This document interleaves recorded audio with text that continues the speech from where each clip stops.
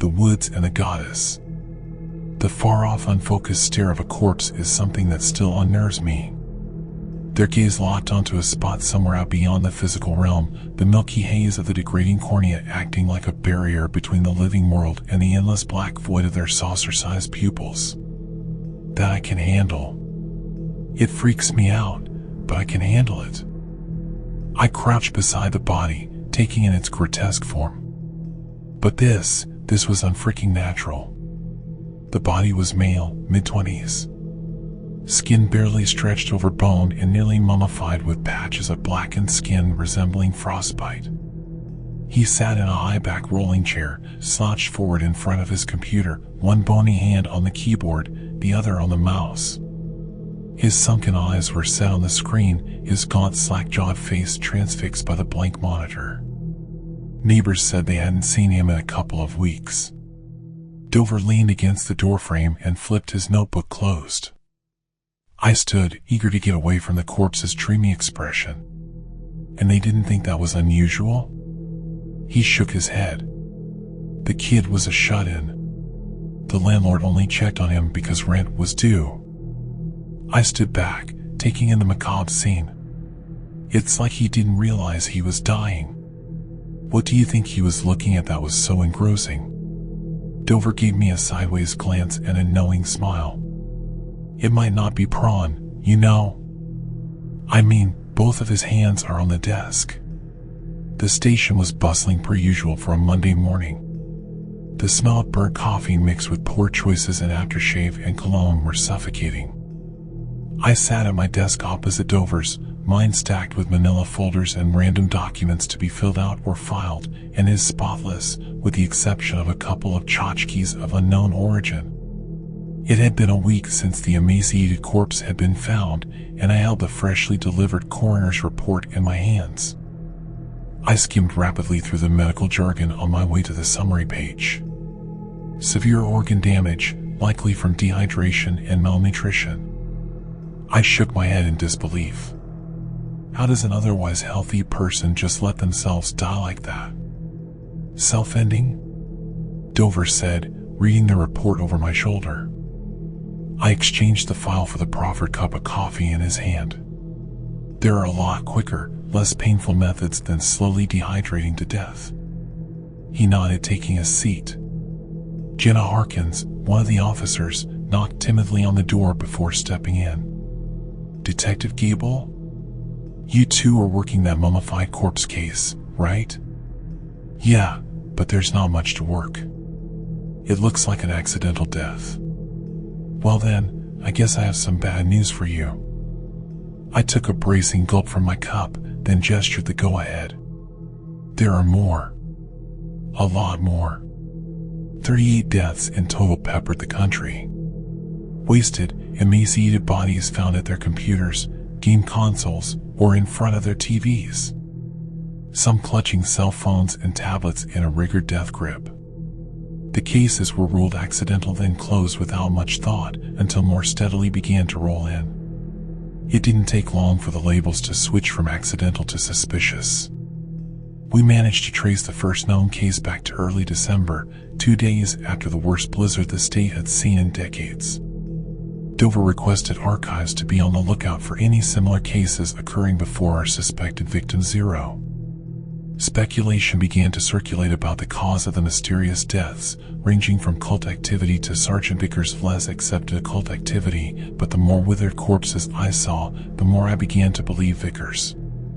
So far they've all been male, between 18 and 65, I thought out loud as Dover strode ahead, ducking under the yellow tape, then stretching it overhead, allowing me to pass beneath. And they were all using some kind of electronic device capable of connecting to the internet. I weaved through uniforms to the living room of the small bungalow. Jenna approached, looking worse for wear and obviously rattled. Lee Adler, 38, sister found him, she said, handing me the deceased driver's license and wallet. She then gestured to the couch and remains.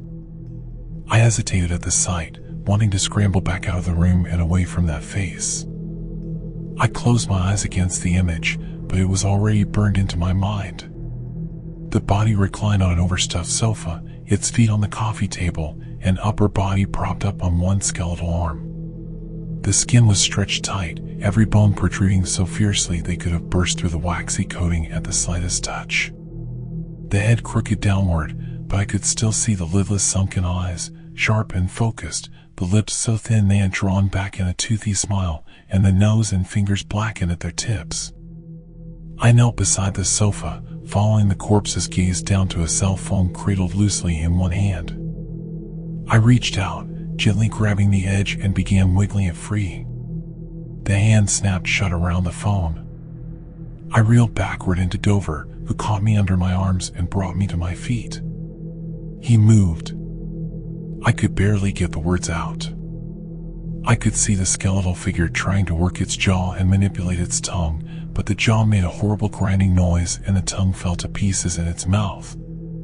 Get the paramedics, he's still alive. Lee Adler didn't make it to the hospital.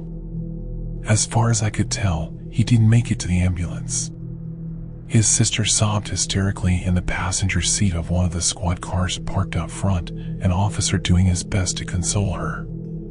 She said she talked to him this morning. They were supposed to meet up. That's why she came to check on him. Jenna trembled as she spoke, then excused herself to answer a call coming in over the dispatch radio clipped to her shoulder. Another week went by with more bodies being reported. We'd done everything we could to keep the strange deaths out of the news, but the media picked up on it, and the cyber serial murders quickly became a sensation. We warned people to limit their computer usage, to stay off the internet unless absolutely necessary, but the deaths trended on every social media platform and were the most popular search on all major search engines, so a fat lot of good that did. It felt like a never-ending series of events, leaving no time for sleep or even a small respite. Dover sat jotting down notes from case files, powered by toxic levels of caffeine and willpower, while I reclined at my desk, phone pressed against my ear, hoping for some good news from the chief. I've examined them all, Detective. There's no sign of disease, injury, or illness, none that would result in death anyway, and now, I don't think we can rely on time of death either. Why not? The last victim, Adler, his organ temperature at death was already in line with ambient temperature. It should have taken several hours to fall such a degree. I'm sorry, Detective, but I'm at a loss. I pinched the bridge of my nose and thanked Dr. Rosenfield for her time before hanging up, then sat staring at the photos of shriveled faces laid out in full horrific color until a sudden shrillness roused me from thought. A great deal of commotion was coming from the lobby. I sprinted down the hallway and into the clerk's office with Dover at my heels. A group of people were shouting and waving their arms in the air on the other side of the safety glass, trying to get the attention of the desk clerk, who refused to look up from his laptop. Dover tried to settle the restless crowd, while I crept up behind the clerk peering over his shoulder. Peters, what the hell are you doing? He ignored me, continuing to stare at the computer screen. A young woman, 18 or 20 years old, stared back.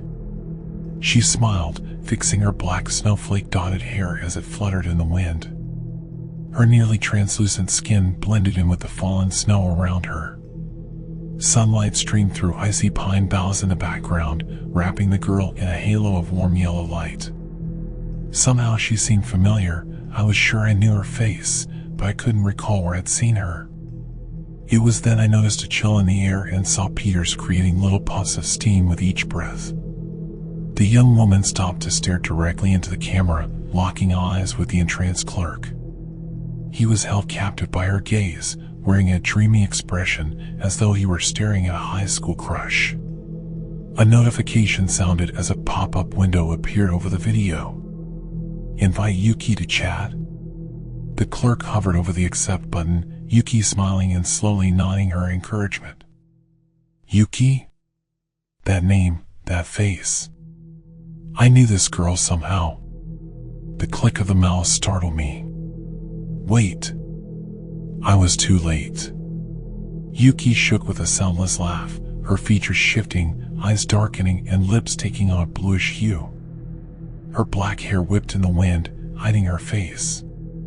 Dover made a move toward me, but I waved him off.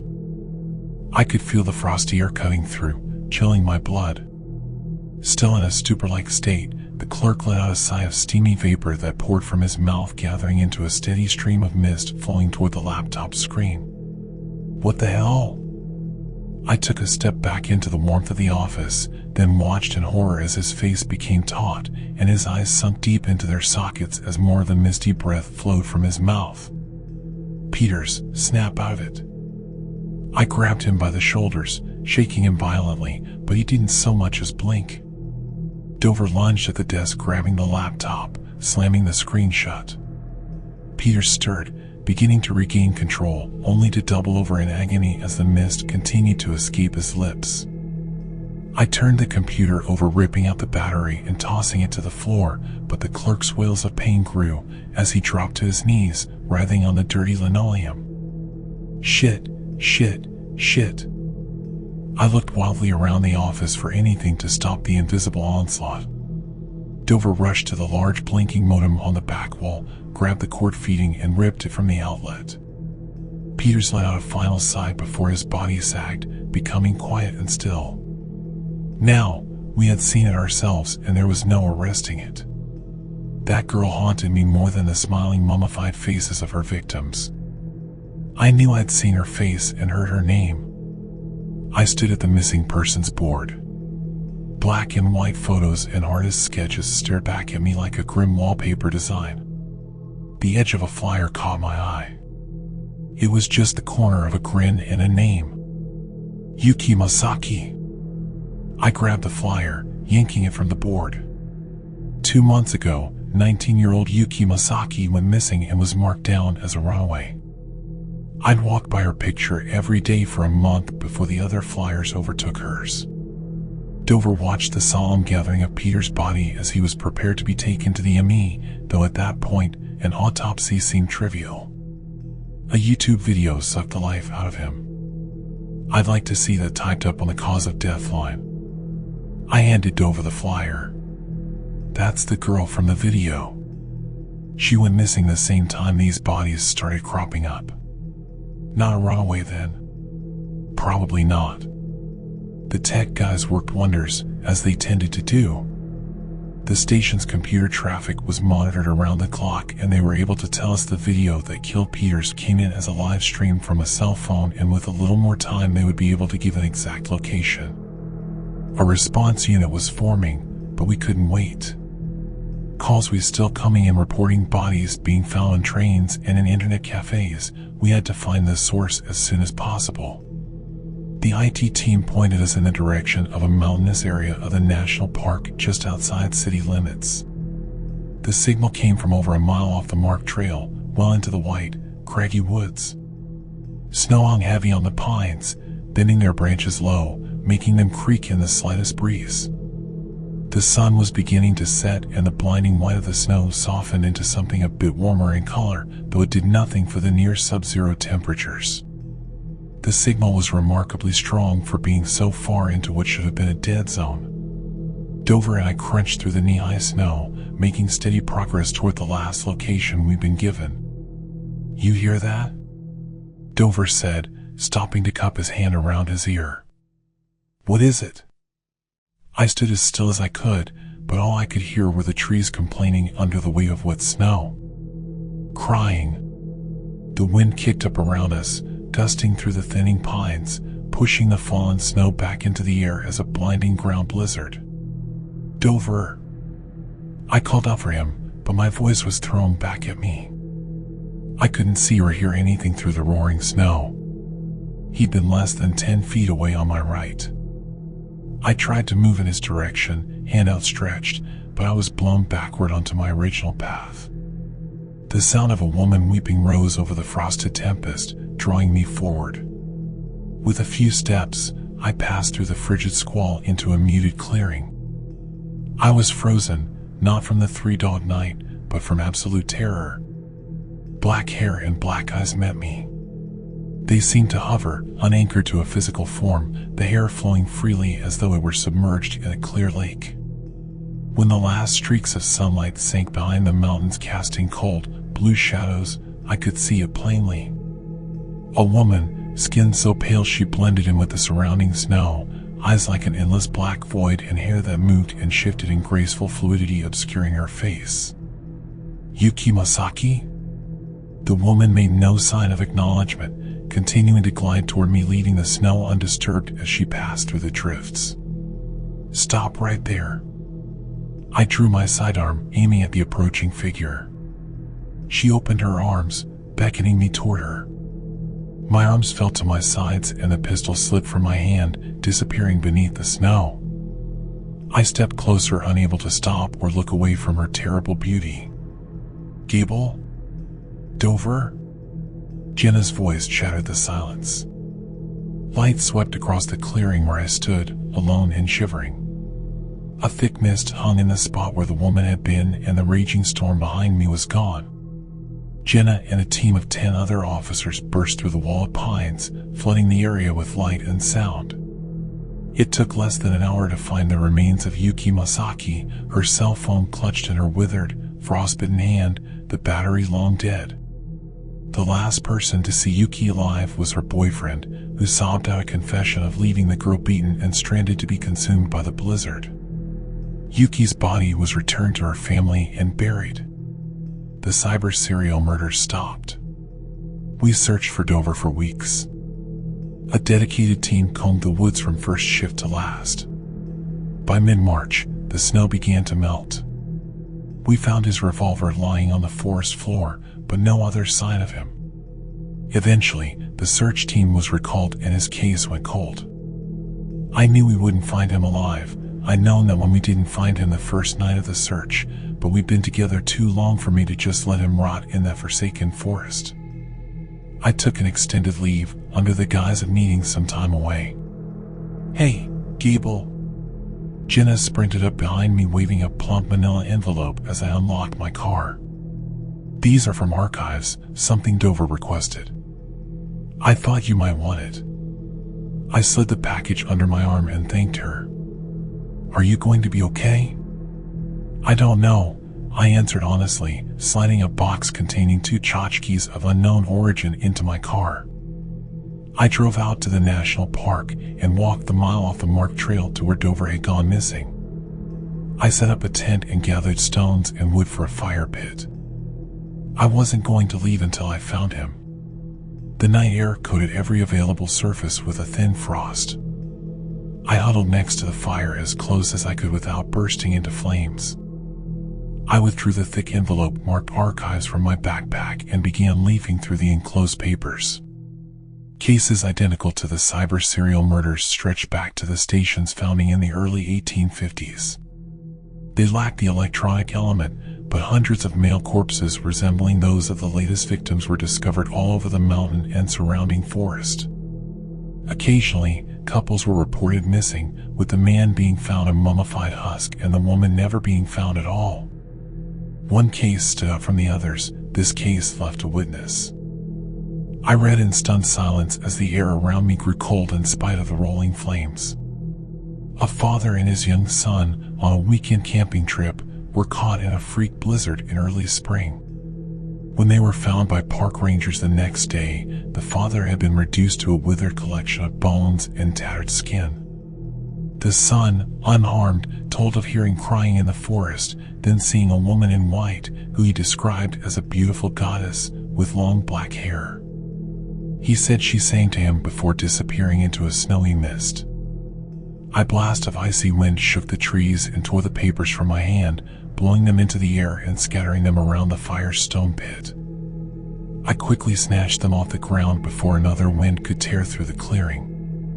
I looked up to see Dover's thin, twisted figure slumped inches away, the dancing light casting shadows on his weathered face. Jesus, Dover. Snow began to fall in large flakes, heavier and faster with each passing second. A wailing cry bounced around the darkened pines as I grabbed my pistol. I knew it wouldn't do any good to run.